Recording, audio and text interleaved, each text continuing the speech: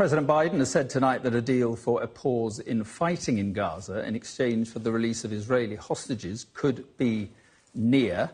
Joining me now is Mark Regev, a senior advisor to the Israeli Prime Minister Benjamin Netanyahu and a former Israeli ambassador to the UK. Good evening. Thank you for being with us. So is a deal close on a significant number of hostages being released? I hope so, but these things are never done until they're done.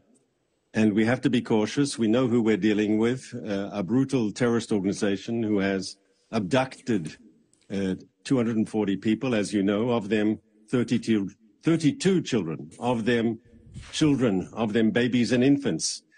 So we've got no doubt, no illusions about who we're dealing with, but there is a chance for release, Mark. We've spoken about this before. Hamas needs that ceasefire from their perspective. We're hitting them hard.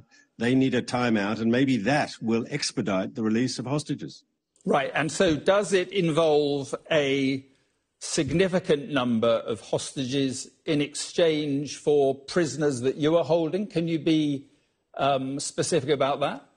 I apologise, Mark, but I cannot be specific about what is being discussed. We want this to work, and a public discussion of the details at this stage will prevent us crossing the finishing line. We would like to see a deal. We'd like to see our hostages released. And anything more that I would say about this would be counterproductive at this stage. Right. But, I mean, is Israel prepared to release some prisoners that you have in exchange? Is that something that Israel is prepared to countenance? Mark, I can't go into that. What I can say is the hostages need to be released. They've been illegally kidnapped and they must be released immediately and unconditionally. OK, just a final word on this. Does this involve, one assumes that this involves a pause in the fighting. Would this be a significant pause in the fighting? Can you at least address that so that some people, humanitarian agencies and so forth, could have some hope here?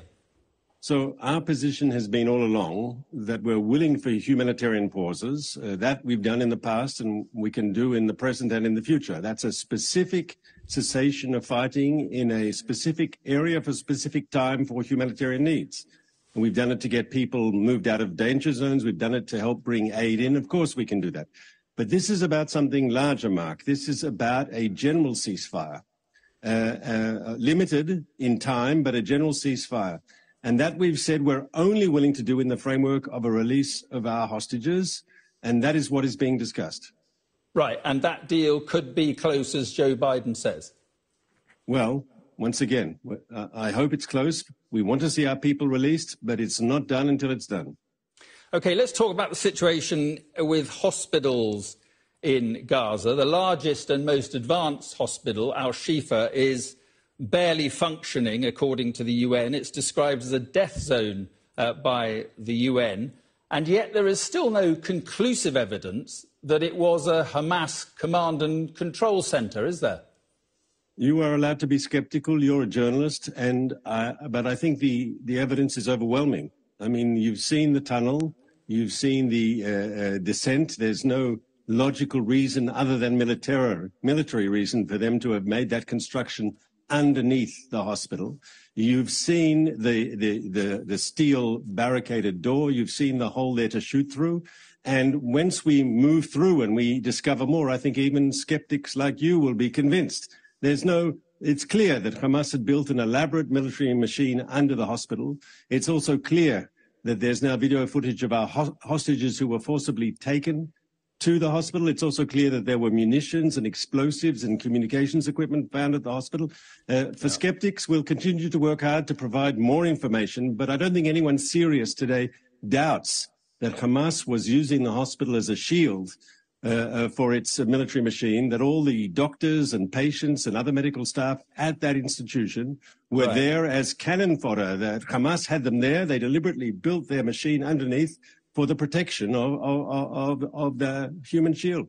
What about other hospitals? The Indonesian hospital is reported to be surrounded by Israeli tanks. There are claims of an airstrike. There are claims of 12 civilians dying close by. The Indonesian foreign minister has said the attack on that hospital is a clear violation of international humanitarian law. So my information is different. I have been informed by my colleagues at the IDF that actually there was shots fired from the hospital on our forces, shots from inside the forces. We did not shell the hospital. We answered surgically against those who were shooting at us, and that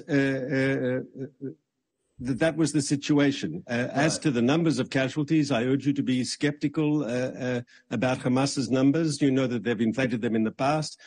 If there are 12 combatants that were killed, that's a good thing. But as to civilian casualties, once again, you've got to be very careful with the numbers that Hamas gives you. You know that from past experience. Yeah, of course. And I'm going on hospital authorities here saying that 12 No, but you know in the northern Gaza Strip, all the hospital authorities are appointed by Hamas. They're not independent. It's the same hospital authorities that said there was no Hamas under the Al-Shifa hospital, yes? What about MSF? They'll parrot the official line. That's their job.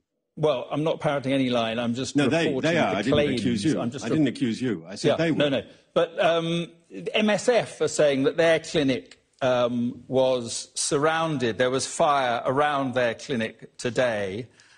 Isn't the problem here that the more you concentrate on the hospitals, and I understand why you say you are concentrating on the hospitals because of what you say Hamas has been doing there, but the more you concentrate on the hospitals, the legitimacy of your operation is questioned and will continue to be questioned, like people like the Foreign Minister of Indonesia, who's saying it is contrary to international law.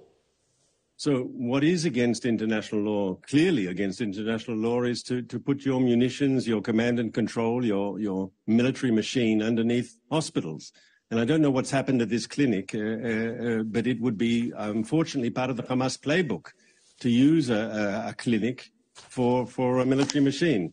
We do not target hospitals without serious reason. We respect the special status that these humanitarian institutions have under the rules of law. We would only be involved in military activities around or in such a place if there was a clear and definite military reason to do so. And I would ask the humanitarian organizations, up until now, you've been saying to the international community, they've been saying on Sky, you've interviewed some of them, that there's no evidence whatsoever that there was Hamas under Shifa. So it's quite possible that the international organization in charge of this clinic has no knowledge whatsoever, yes, that there is Hamas in their clinic or around their clinic or exploiting their clinic. But I urge people, we've seen what Hamas can do. We see how they treat medical institutions. Unfortunately, it's par of the course, and Israel is responding to that. But is it your plan then to go to all the hospitals in Gaza to find out exactly what Hamas was doing at these hospitals? Is that the plan? Because at some stage there's going to be a problem. You've got 300 odd critically ill people still at Al-Shifa who need to be moved somewhere. But the more you go to other hospitals, the fewer places there are for the injured to go. How are you going to manage this problem of critically ill people in hospital being treated, many of them civilians? How are you going to manage that when you go from hospital to hospital with your forces?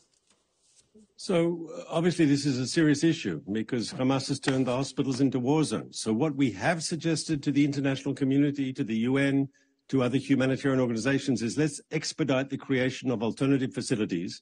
And the best solution in this time of war is field hospitals.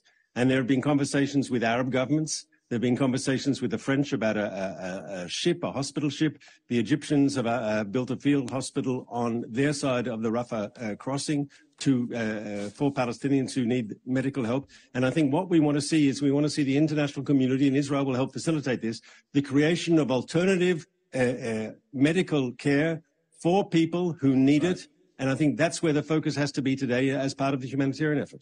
Right. So final question. If there is some sort of deal in the offing, will that include significant amounts of humanitarian aid and medical aid getting into Gaza and medical aid getting into those hospitals? Will that be part of the deal? The truth is that can happen anyway. We are committed to expediting the entrance into Gaza of medicine without limitation, of water, of food, of other humanitarian support for the people of Gaza. Our policy is through the following. As we attack Hamas and move to destroy its military machine, in parallel to do whatever we can to support the humanitarian effort for the civilian population of Gaza. It's not one or the other. We want to do them in parallel. OK. Mark Regev, appreciate your time. Thank you very much. Thank you, Mark.